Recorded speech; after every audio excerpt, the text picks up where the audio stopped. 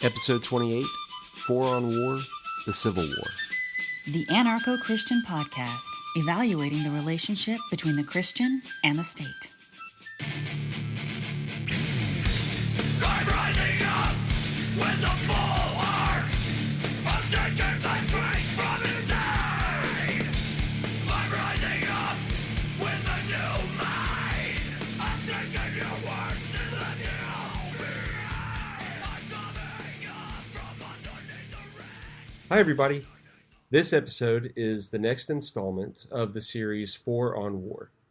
And I'm very excited to have CJ from the Dangerous History podcast to review 4 books on the Civil War that you need to check out.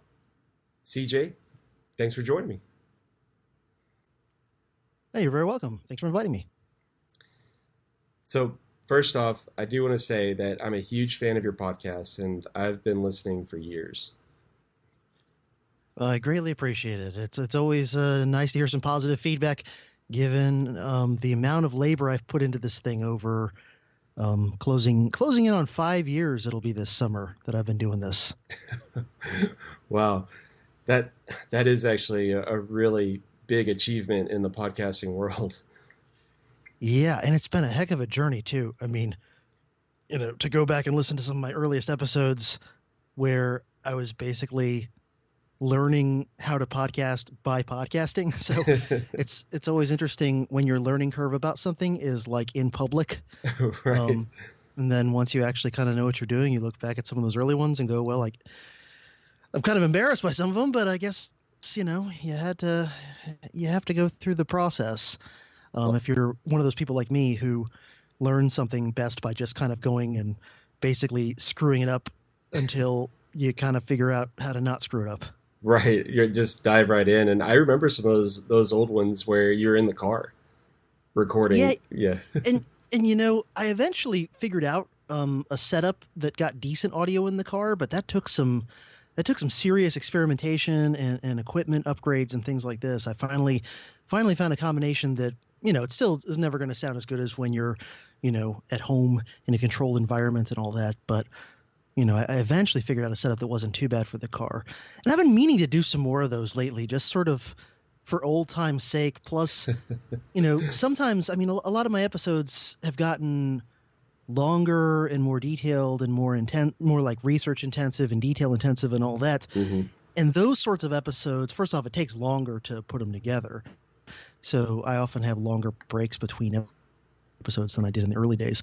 But also, I kind of miss sometimes doing like a short off the cuff, like 30-40 minute episode on a topic where I'm speaking more just extemporaneously. One of the things I used to do sometimes is I would have like a really super basic outline just taped to my steering wheel while I did my morning commute to work. But it had to be a topic where I didn't need really detailed notes. Right. Otherwise, I had to be in obviously it's not safe, even though my morning commute is mostly, other than the very beginning and the very end, my morning commute is mostly through a pretty rural area. So traffic isn't so bad. But even so, you don't want to be reading things really closely while you're, going 75 miles an hour down a rural highway. Right. It kind of puts a different spin on a dangerous history, right? Exactly. And speaking of, can you give the audience just a little idea of what it is that we're calling dangerous history? Sure. Well, the main inspiration, and I might have not even realized this until after the fact, but I started off in my history classes before I started doing the podcast. I would sometimes make available to my students just, for their own reference, for those who were interested. It wasn't anything that was required or whatever, but usually like at the end of the semester, I would just put a pile of what I called my dangerous bibliography. And the dangerous bibliography just listed lots of books that touched on topics we had covered in class in much more detail, of course. Organized by like subject matter, so I'd have like some books on the Civil War, some books on the American Revolution, some books even on world history topics sometimes. And I just called this my dangerous bibliography. And I don't know if I put much thought initially into calling it that, but then eventually I kind of realized that subconsciously I had probably been influenced by one of my many favorite H.L. Mencken quotes. And the one in question is one, and I'm pretty close to it. I'm probably off by a few words, but basically he says, the most dangerous man to any society is the one who is able to think things through for himself without respect to existing taboos and prejudices. And then he goes on to say in that same quote, inevitably, such a man finds that the government that he lives under is corrupt, horrible, and intolerable. And thus, if he is idealistic, he might try to change it. And even if he is not idealistic, he is likely to inspire others to try to do something about it. So eventually I kind of realized like that was really what I meant by dangerous.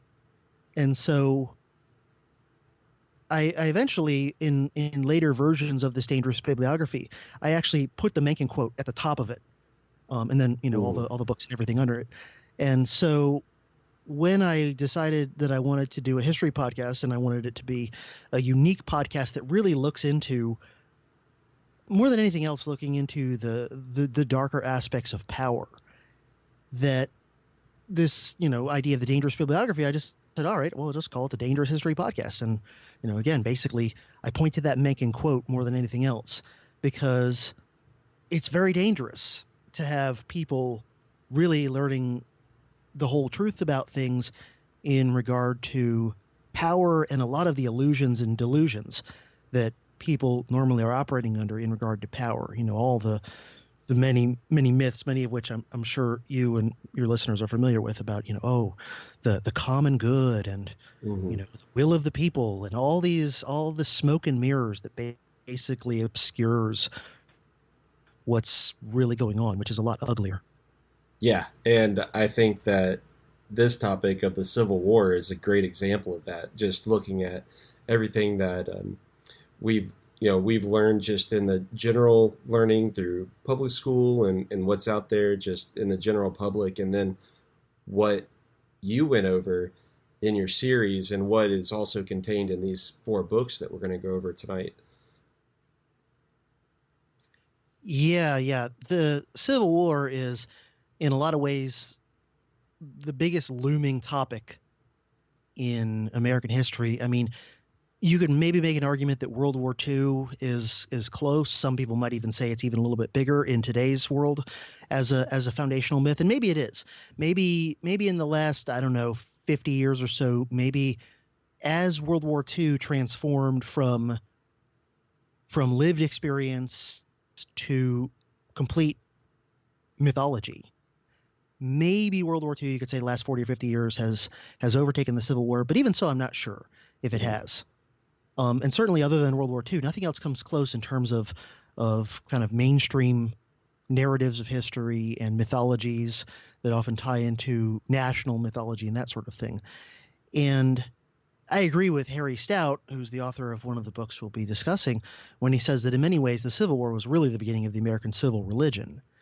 That there were aspects of it that existed before the Civil War, but it wasn't a fully formed thing. This nationalism that is almost a cult in a lot of ways.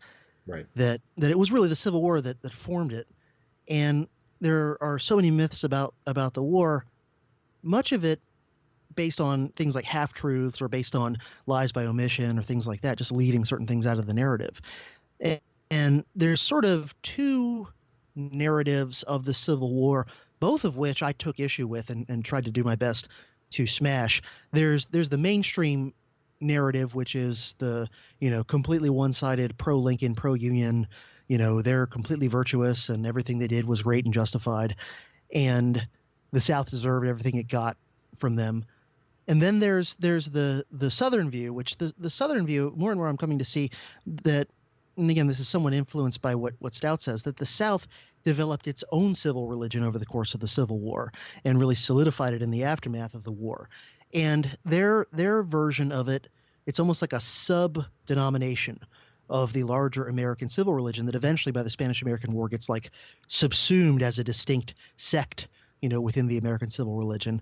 but that their national mythology is also very, whitewashed and one-sided and self-serving and self-justifying. And so, there's the minority opinion that no, actually the South were the pure good guys. And of course, part of all this apologism for the Confederacy is the argument that the South wasn't motivated by slavery much, if at all, in seceding from the Union. And of course, I take great issue with that. I think the historical record, the primary sources from the time period when the Southern states were seceding, is pretty overwhelming. That first and foremost in their minds was slavery and everything related to it and why they were seceding. So yeah, I end up on the Civil War in this no man's land with very little company where, basically I'm calling BS on both sides and calling into question the real motivations on both sides. And, in particular, calling into question as well a lot of the specific actions done by the Union side, because when it comes to questions like not just ends but means, the Union and the South may have done these things if it had the capability to do it, but they ultimately didn't. So who knows if they would have chosen to do them if they were able to. But the Union ultimately resorts to total war and just complete destruction of Southern society. And of course, there's a lot of innocent victims that suffer because of this. Well, and I completely agree with you, and in large part because of these books, and additionally because of your podcast, where I picked up on a couple of these books even prior to your Civil War series. And the first one that I have on the list here is Jeffrey Hummel's Emancipating Slaves, Enslaving Free Men. And again, this was the first one that really opened up my eyes to this different way of looking at it, much like what you just described. And really the title alone is kind of a red pill, in my opinion. Yeah, I would agree with that, because, it's like on the one hand, yes, slavery went away, but on the other hand, all Americans who were not slaves prior to the war ended up with a reduction in freedom during and long term as a legacy of the war, because of course the war, it's very much a crisis and Leviathan scenario for those who are familiar with Robert Higgs's classic work on the 20th century growth of the U.S. government, where because of the crisis of the war and the mobilization required to do it, the U.S. government grows tremendously in unprecedented ways in size and power. And it's the first national attempt at conscription in American history comes out of this war. Actually, the Confederates started conscripting slightly before the Union did. And it's the first income tax in American history, and both the North and the South resorted to income taxation. And other just unprecedented, grabbing control of society and the economy. So yeah, and certainly for those who were flat out conscripted during the war. And I just got into this the other day on Twitter. You may have seen this. It got a lot of traction, a lot of retweets and likes, where I happened to read. I don't really follow day-to-day news very much, but I happened to read something about the Supreme Court. Sorry, not the Supreme Court. Some sort of federal court recently ruled that the draft in the United States is unconstitutional, which, if that was the end of the thing, I would have been shouting for joy. And to my mind, the most, like, within the constitutional paradigm, the best argument against military conscription is a 13th Amendment, which abolished slavery. And it says, no involuntary servitude. And to me, it's like, how more of involuntary servitude can you get than the draft, right? Which, I mean, talk about involuntary servitude. And as horrible as it is to have someone be able to force you to do agricultural labor for them, how much more terrible is it to have someone be able to force you against your will to go risk your life and potentially have to kill other people, whether you want to or not, simply to survive in the situation that you're being forced into. And so, I brought all that up, and one of my tweets, I flat out just said, like, how can you have something? How can the draft not be considered involuntary servitude? But of course, the rationale that this court said for throwing out the draft was that it's not applied equally to females. So rather than equality of freedom, the answer in the statist paradigm comes down to equality of servitude, equality of slavery, equality of coercion. So yeah, I mean, with that in mind, certainly for those who were drafted, into this war. It's the ultimate, enslaving of them, I would say.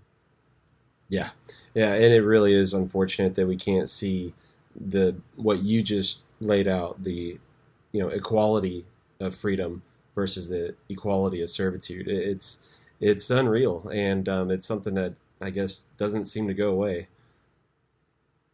Yeah. Yeah. I mean, that's the equality I'm always for. I'm for the equality of everybody being equally free and equally entitled to kind of basic natural rights and all that. And occasionally, you'll get a court case or whatever that's in that direction. But man, it sure does seem like so often any equalization that's going on is equalization in a bad way. Right. Well, and a couple other things on this book that I found really interesting was in the beginning of the book, there's a kind of a large section that really focused on the economics around that time period, around the beginning, where the war kicks off and how it affected everything. Are there a couple of things that you can comment on from what Hummel showed us with the economics of the Civil War? Yeah, well, he's an economist, like, by credentials and everything. So, I mean, he's obviously a very competent historian too in this book, but in terms of like his formal credentials, he's an economist, and he actually is some sort of individualist, anarchist, libertarian, basically a Lysander Spooner sort of guy. So that makes his book have a very, very rare perspective on the whole conflict. So he looks into the economics, and basically, I'm trying to remember, I think he comes down on the side that slavery was still profitable, but that in a way it was sort of like a public choice thing, wherein you could make the case that slavery overall was preventing the Southern economy from being more prosperous and innovative and developed. But for the elite who, owned the majority of the slaves, it was very profitable for them. Like, so it's a classic case of concentrated benefits and dispersed costs. So the Southern elite, did have a financial stake from their unique, individual perspectives in keeping this thing going. And, you could make a very strong argument that the Southerners who did not own slaves, who were about 75% of the white population before the war, that they were actually harmed in a variety of ways by slavery. But the Southern elite had done a great job, at least since Bacon's Rebellion in the 1670s, of convincing poorer Southern white people, that slavery was to their interest as well, even though really it's not in a bunch of ways. But by getting them to really believe this, then they get, poor Southern whites who could never even afford to own slaves to nonetheless be vehemently racist and vehemently supportive of the institution of slavery continuing. And of course, the elite Southerners would sometimes threaten them with, like, well, if we free the slaves, why, they're going to marry your sister, and they're going to be competing with you for jobs, and don't you want us to just keep them as slaves, that kind of thing. So that's my recollection of kind of how he deals with the pre-war economics of slavery. And then, of course, he does get into an overlooked aspect, which is, how much the pre-war tax and just overall fiscal tax and spend regime of the U.S. government was rigged in favor of the North, because the primary federal tax at the time was the tariff, and the South was the part of the country that did more international trade, import-export. And so Southerners typically were paying the lion's share of the tariff in the years before the war. And then because the North had the greater population, they were able to have the votes, particularly in the House of Representatives, to kind of control the spending. And so, the Southerners had a point when they said that, and this was more often brought up back in like the 1830s than it was in the years right before the war. In the years right before the war, where people are mostly talking about slavery and the spread out west. But if you go back to the 1830s and the hubbub over the so-called tariff of abominations, the South had a point that they were paying, disproportionately the federal tax bill, and the North was disproportionately getting the benefit in the form of, spending on internal improvements and stuff like that. But then, you can also widen the lens back and say, Yeah, but those same Southerners who are complaining about their tax bill are basically their own personal economy is built on chattel slavery. So, Right. um, it's not like they're quite as much of like the pure noble virtuous victim, um, even if they have a point about taxation being unfair. Mhm.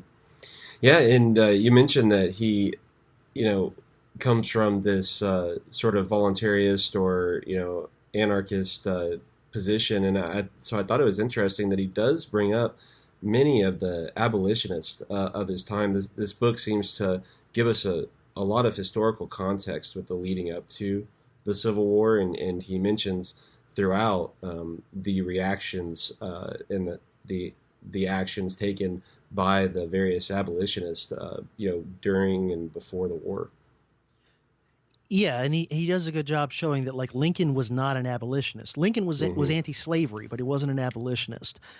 And the distinction between that is basically, how radical are you about it? How serious are you about it? An actual abolitionist would be someone who, really wanted slavery to end everywhere as quickly as is possible. And so, this would be William Lloyd Garrison and those sorts of people, Lysander Spooner too, for his part. Hmm. Um, versus an anti-slavery guy like Lincoln was, is someone who will condemn slavery in an abstract sense and will oppose its spreading to new places, but also will not endorse, radical immediate abolitionist measures for places where slavery already existed, that sort of thing. So yeah, I mean, for roughly the first half of the war, Lincoln kept insisting that he wasn't fighting to abolish slavery. And a lot of abolitionists were furious at him for not doing more in the first couple of years of the war. Hmm. And um, and again, I give credit to Hummel, something that very few people writing on this war do. He brings in a few places Lysander Spooner's perspective, and Spooner is so interesting because he was actually a supporter of John Brown. Like Hmm. he was willing to support violent slave insurrection for slaves, fighting for their own freedom. But then when the war happened and it played out the way it did, and the Union was essentially fighting an imperial war of conquest and using slavery, at least as of halfway through the war, as sort of like their alibi for everything they were doing, Lysander Spooner wasn't buying it, and Lysander Spooner actually, on the one hand, supported John Brown, but on the other hand, vehemently opposed Lincoln's war effort, and ultimately it inspired him to become more radical and eventually write No Treason. Yeah, which is an excellent book that I hope everybody everybody listening picks that up as well. Yeah, I second that.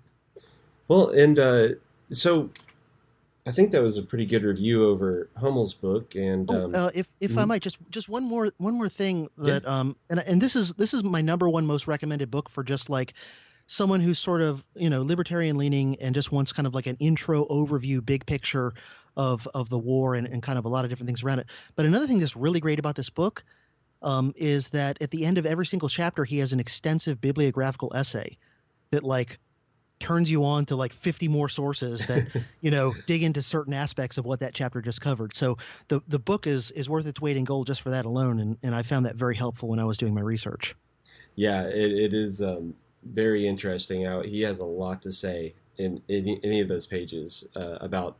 He doesn't just give you the name of the book, but he gives you information about it as well.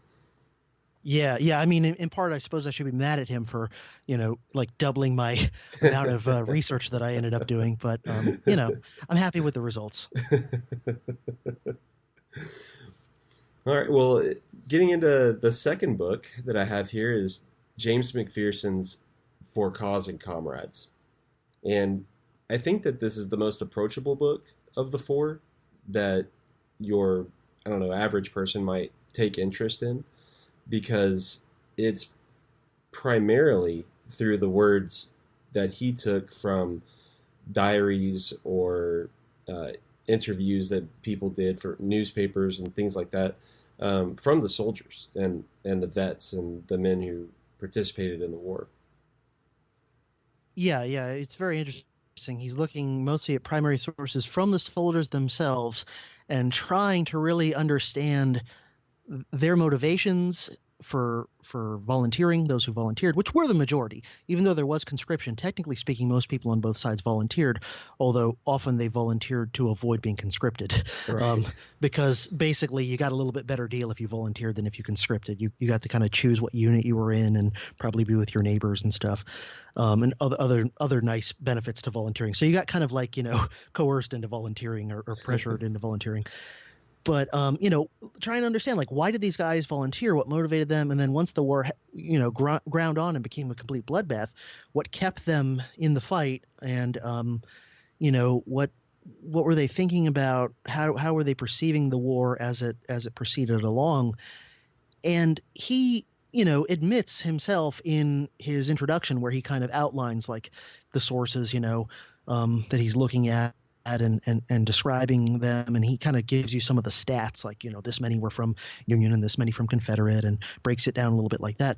And he admits that these are, not necessarily a representative sample of all of the men who served in the Civil War, because, among other things, it's obviously biased towards more educated, more literate guys. Mm-hmm. It's generally a little bit more biased towards officers than towards enlisted men, because officers tended to write more, tended to leave more of a paper trail of, like, letters and diaries and whatever.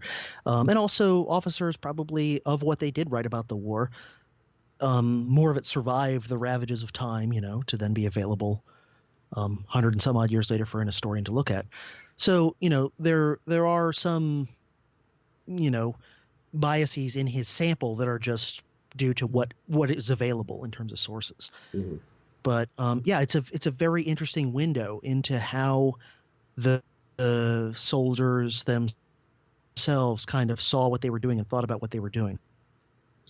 Now, there's no one answer to why the soldiers did it, the North or the South, why they participated, and, like you say, what kept them going as it got bloodier and bloodier and the time kept going on. But were there a couple of things that may have surprised you, or that you just learned more of from this book? Well, one thing that kind of struck me, and it was something I guess I sort of already understood going into reading this book, but I didn't quite grasp it, and I didn't quite grasp it in the way that McPherson explains it, that both sides seem to have felt that they were in some way, like, fighting for the legacy of the American Revolution, like that they were the modern day incarnation of the founding fathers and their ideals and spirit. And it simply came down to a question of, like, which side of what the American Revolution was doing did you focus on? And basically what he says is that the Southerners felt they were, reviving the spirit and ideals of 1776 because they focused on the fact that the American colonies were seceding from the British Empire and looking to break away and establish a new independent nation. And so, you can easily see how that could transpose onto the South trying to establish its independence. But that the Union soldiers often also saw themselves as the, carrying on the legacy of the founding fathers, and the way that they saw it and articulated it was they focused on the fact, not so much the aspect, and it's sort of two sides of the same coin, really, that they're focusing on. But the Union sort of focused not so much on the fact that the 13 colonies seceded from Britain as much as they focus on the 13 colonies founded a new nation. Mm-hmm. And so they are now trying to preserve the nation that was founded as a result of the American Revolution. So, the North's propaganda had been, for already a generation or two, more and more focused on this idea of the Union as this, like, sacred thing, mm-hmm. and the idea that union was inseparable from liberty and Republican government and all this sort of thing. And you can find a lot of sources where Union soldiers are saying things like, why, if we allow the United States to be split, then it'll cause democracy and popular government to fail throughout the world. All these things that when you look at them rationally, and even in the historical context back then, seem absurd. Right. But, just because a belief is absurd and irrational doesn't mean that people can't be conditioned to heartily believe in it and even be willing to fight and risk their lives for it. Yeah, that definitely just rings true throughout this whole book. And one thing that really stood out to me, I picked up on before I'd even read the book, but it was from one of your episodes on the Civil War, and it was a quote from George Washington Leonard, and he says, "How can a soldier be a Christian? Read all Christ's teachings, and then tell me whether one engaged in maiming and butchering men made in the express image of God Himself, can be saved under the gospel." Yeah, yeah. And Harry Stout brings up some similar things in a few places in his book as well. There was a small minority of Christians who made that argument, that how can you, in the name of the Prince of Peace, go out there and endorse this carnage and even participate in it. And tragically, that was a minority view for sure amongst American Christians in general and leading pastors and theologians in particular. Yeah, and it's a hard thing to answer, and I sometimes bring this up even in my classes because I'm in a relatively small southern town where I'm teaching, and so a fair number of my students would identify as some sort of evangelical Christian, and yet I'm sure that the vast majority of those are rah-rah nationalists, super patriots who probably support every war that comes down the pike. And, no one other than me, and I'm not even personally a religious person, but, I certainly agree with a lot of aspects of Christian philosophy, when it comes to, not harming others for no good reason other than maybe an extreme self-defense, and respecting every individual as having value and that sort of idea. I'm all for that. And so I'll bring this up sometimes in regard to certain aspects of American history where people who overwhelmingly the majority of them I identify as Christians participate in and endorse very unchristian looking things. I bring it up in regard to, for example, torture of Filipinos during the American War in the Philippines. And I'll make the argument, and I guess this is me doing dangerous history, in the classroom at the day job, but I'll make the argument, I wonder what Jesus would think about these Americans, waterboarding and doing other nasty things to these Filipinos, simply because the Filipinos don't want to submit to American rule of them. And I point out that, after all, Jesus was personally a victim of state-sanctioned torture. Right. It seems like it would really rub him the wrong way that these American soldiers, most of whom would probably claim to be Christians, are doing that. And I bring it up also in regard to things like the firebombing of Dresden, firebombing of Tokyo, the nuking of Hiroshima and Nagasaki. Really, I have a hard time thinking of most moral philosophers, religious or secular, endorsing, incinerating a whole bunch of civilians. Yeah. For some political reason. I really, whether it's Jesus, whether it's Buddha, whether it's, I don't know, Aristotle, I kind of have a hard time thinking any of these people would be like, oh yeah, that's fine. That's good, Right. It is a really interesting thing that these contradictions aren't brought up enough when discussing, war and the things that have happened in war and the things that are inevitable to happen in war. But faith is still very much a part of the discussion about war. And that really brings me to book number 3, which we've mentioned a couple of times, and that's upon the altar of the nation from Harry Stout. Yeah, that's one that I'm trying to remember. Now I can't even recall where I first saw this book referenced and got tipped off to it. That was a book that I was pretty much unaware of until I started my initial research for the Civil War series. And as soon as I started just reading, the introduction, I was like, oh, this is a game changer. Yeah. It really. First off, it's very well done. I mean, he's a great writer. It's a very readable book, Yeah. and he actually does a pretty darn good job covering a lot of the military narrative, even though that's not his primary focus or expertise. And I give him credit for that. He actually does a better job covering some of the battles and campaigns than a lot of the books that are more geared towards that do. But of course, his main focus is and the subtitle of the book is A Moral History of the Civil War.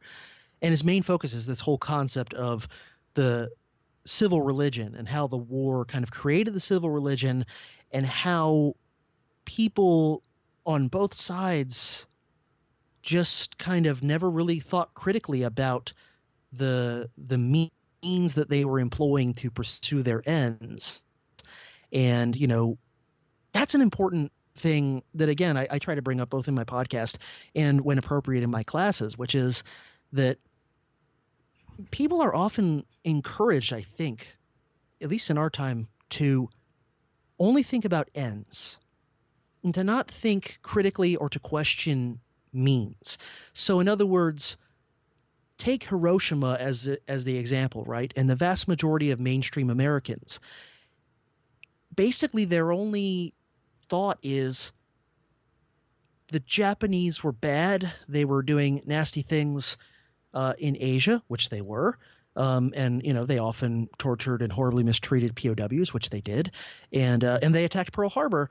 And therefore, because the Japanese government and the Japanese military are doing these things, anything that we want to say is geared towards achieving that end is automatically justified. Mm-hmm. And I think we lost a lot when, and I feel like Western civilization in general used to get more into this question of means and not just ends.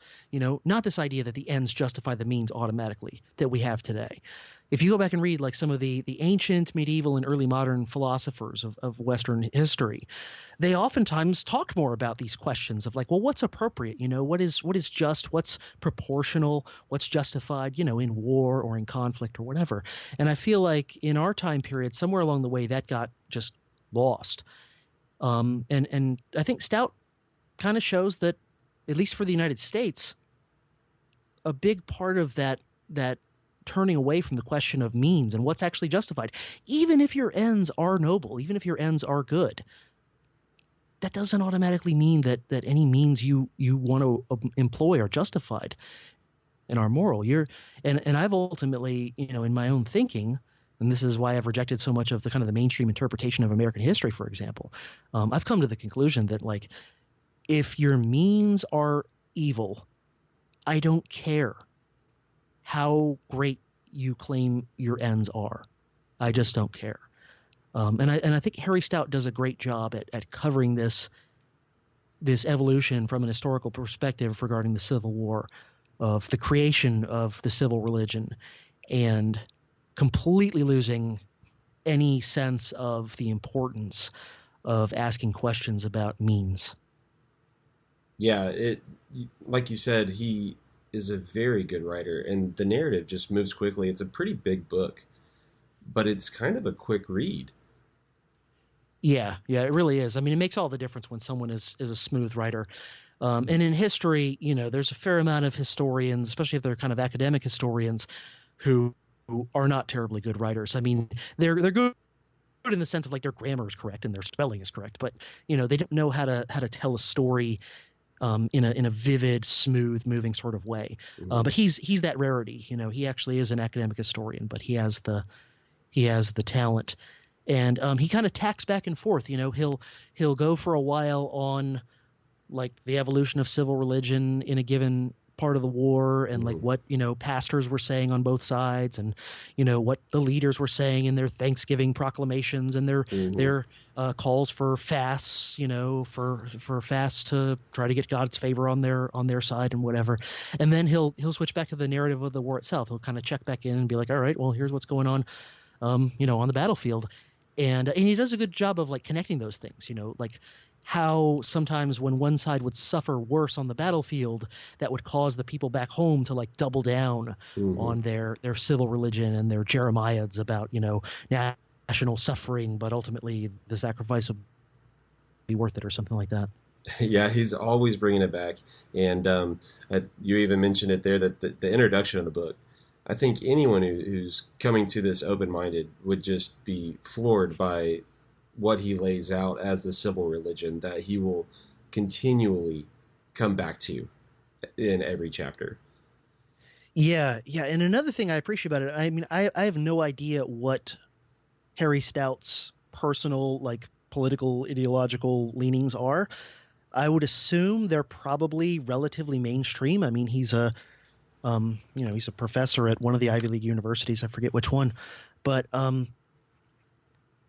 I mean, this book might as well have been written by like a Lysander Spooner style anarchist, as far as I'm concerned, in terms of like how much it kind of buttresses and validates how we would think about these things, that like, statism is kind of a cult, and it leads to people thinking all sorts of horrible things are not only justified but good.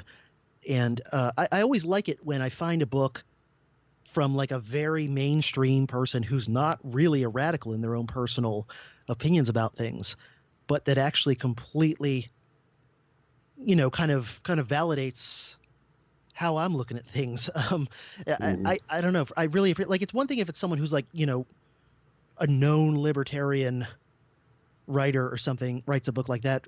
And on the one hand, it's like, I can still appreciate it if it's well done and well researched and whatever, but I also sort of feel like, well, this one's coming from someone who's already on my side, so I'm not like pleasantly surprised or whatever.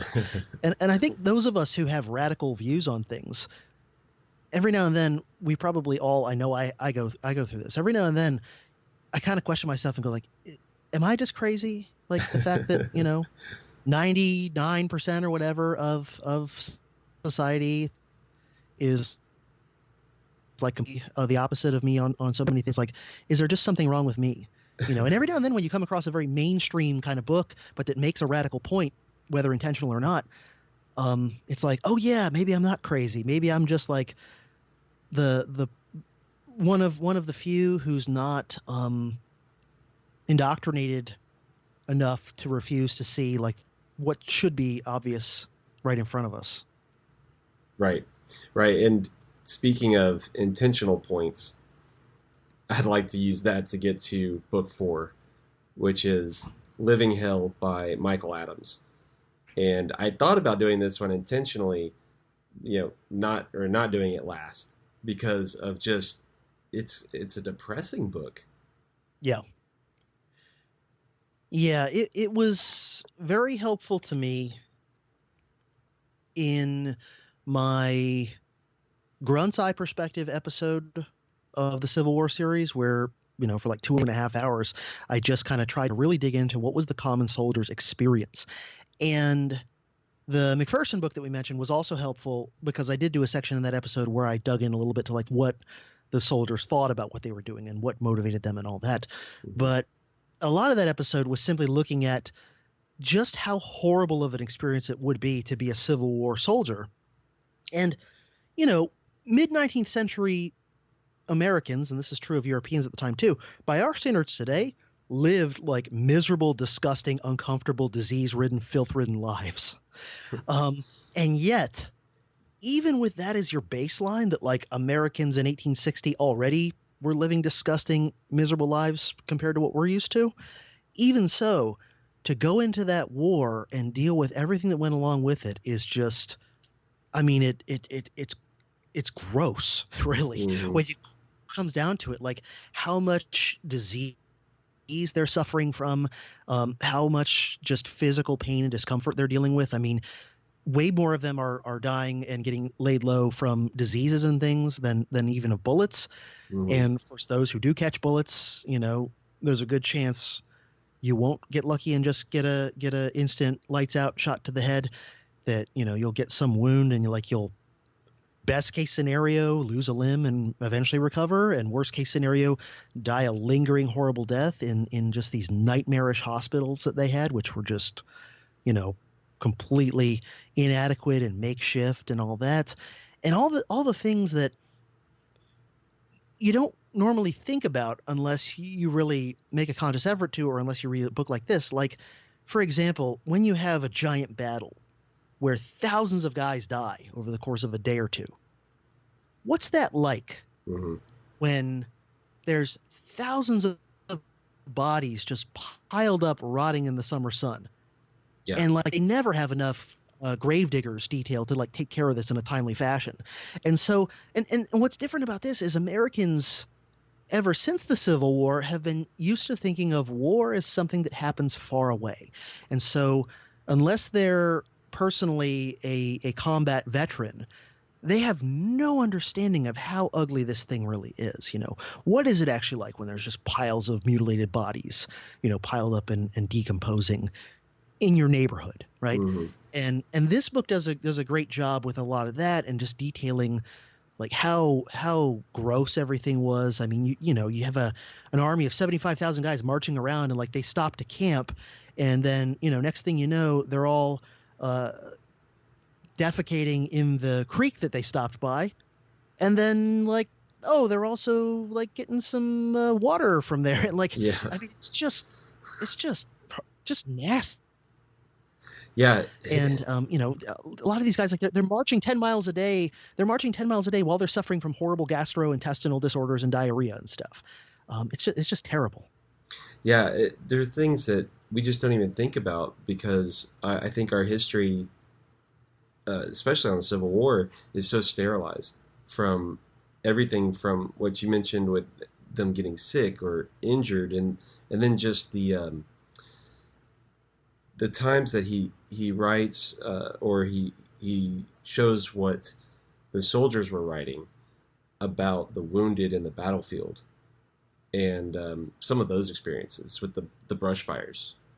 Yeah. I mean, it was a common thing because a lot of the biggest battles tended to happen in the summer. And in a lot of areas of the South, it just so happened that there were some serious droughts during the war. And so, you got a lot more dry brush even than normal.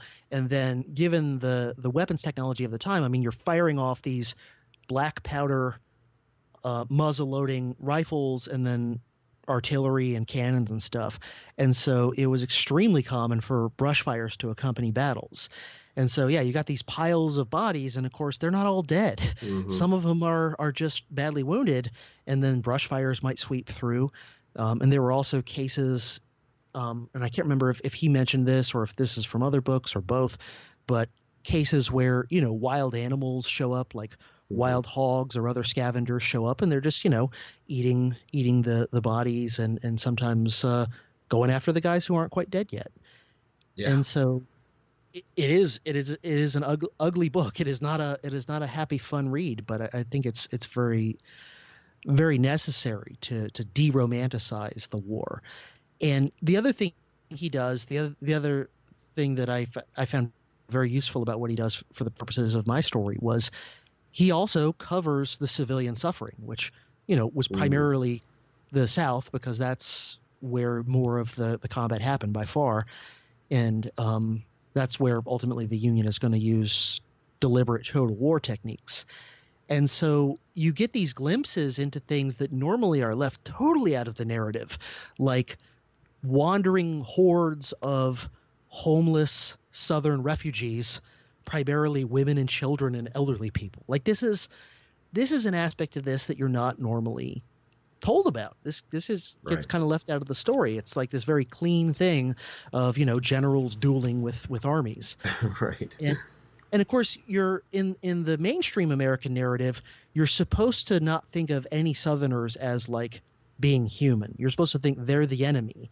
And because they were a slave society, and their leadership was, and I agree with the mainstream narrative on this, largely motivated by things related to slavery. That means, again, just like saying, well, the Japanese government did these bad things, therefore you can nuke women and children and non-combatants and elderly people all day long. Mm-hmm. This idea of collective punishment, one of the ugliest faces of collectivism, that, oh, because the South had slavery and that was their main motivation for wanting to secede, therefore anything that happens to any Southerner is justified. Mm-hmm. And that's the argument that, like, William Tecumseh Sherman himself made explicitly during the war. He basically said, like, yeah, they deserve worse than what I'm giving to them. So they should actually be grateful that I'm only doing what I'm doing and not something worse. Yeah, that is some of the cruelty that was necessary for, to wage this sort of war. And some of the other wars that you've even brought up is just, it's heartbreaking. And it's something that I think sometimes is intentionally left out. Sometimes we sterilize it just because it's hard. It's hard to listen to, and maybe, maybe people just don't want to talk about it. Yeah. I mean, I think definitely part of the reason why people shy away from these sorts of aspects of things is because they are kind of a downer, Mm-hmm. But on the other hand, it's like sometimes truths that are sort of dark and disturbing are really, really important. Sometimes they're the most important things that you need to face up to. And one analogy I sometimes use to describe this is like, who's a better doctor? The doctor that sees something wrong with you and goes, man, I don't want to ruin this guy's weekend. I don't want to bum this guy out. I'm just going to tell him everything's cool. Or the doctor who says, oh, wow, this guy's got something really wrong with him. Mm-hmm. It's going to ruin his day. It's going to ruin his month. But the best thing I can do is to tell him exactly what's going on. And, who's really your friend and who's really the better doctor in that situation? The guy who just tells you what's easy and what'll be more painless in the moment and tells you what you would like to hear, or the guy who tells you the truth, even if it's really what you would rather not hear.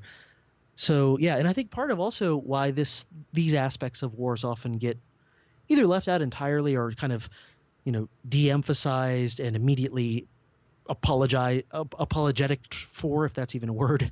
Immediately they're bending over backward to excuse, like, oh, but they had to, Mm-hmm. Is that if you really drew a big spotlight on these things and really described them in the kind of lurid detail that Adam sometimes does in this book, then it might make people in the present more skeptical about the next war. It might make them go, wait a minute, you say you want to, whatever, go to war with Iran or whatever it happens to be that week.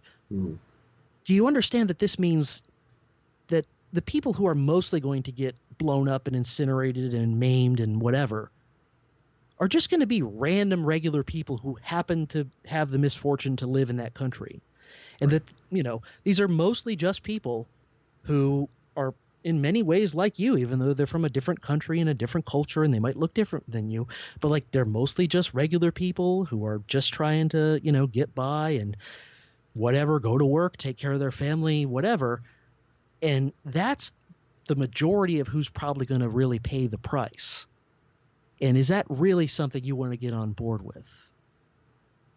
And so I think it serves the interests of the power structure, the military industrial complex, all that kind of stuff. It serves their interests to only allow kind of sanitized versions of what war really is and what it really looks like, because it makes people not ask questions when they're beating the drums for the next war. Absolutely. And, well, I think that about wraps it up. Is there anything that we forgot to mention? No, I think we probably gave the listeners some good insight into what each of these books offers, and hopefully if they're interested they'll go check some of them out. Absolutely. And while they're doing that, I want them to check out your series on the Civil War and your whole podcast, The Dangerous History. Can you give them some places to go to find that? Sure. Yeah. The main hub is just type in dangeroushistorypodcast.com, and that'll just take you to the front page of my website. And of course, you can follow me and the show on Twitter, Facebook, that kind of thing. And the podcast is available at the usual podcast syndication places, iTunes and so forth. So Dangerous History Podcast is where to check that out. The Civil War series, I just wrapped it up about a month ago, and it was more than 2 years in the making. And it took on a life of its own and ended up being way bigger, both in number of episodes and in length of episodes. Some of them were 3, and one was even 4 hours.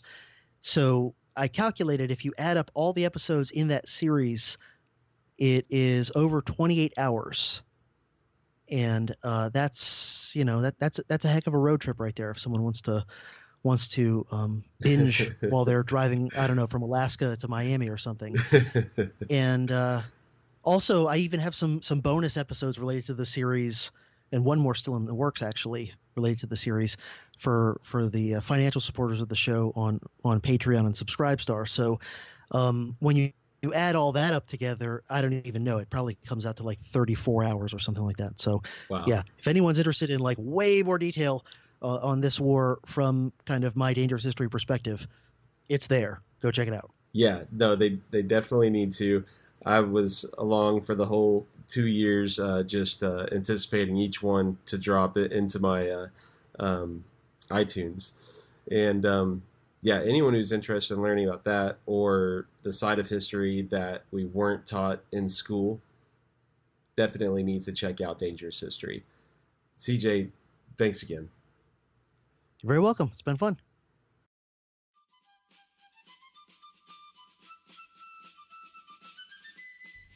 All right.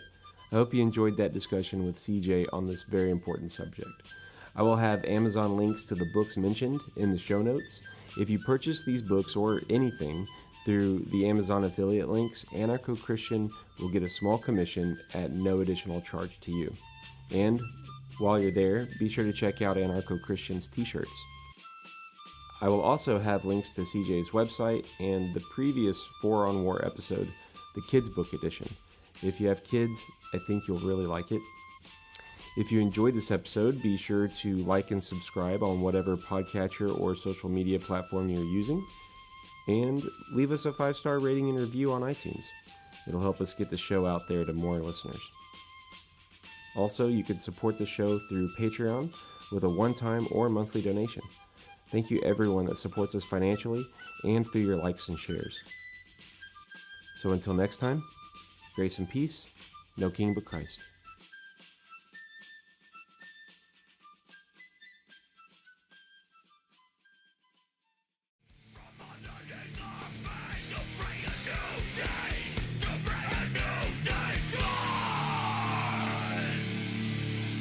Thank you for listening to the Anarcho-Christian Podcast. Subscribe to our email notifications at anarchochristian.com, like us on facebook.com/anarchochristian, and follow us on Twitter at anarchoxp. Subscribe to our podcast and YouTube to join us next time as we continue to evaluate the relationship between the Christian and the state.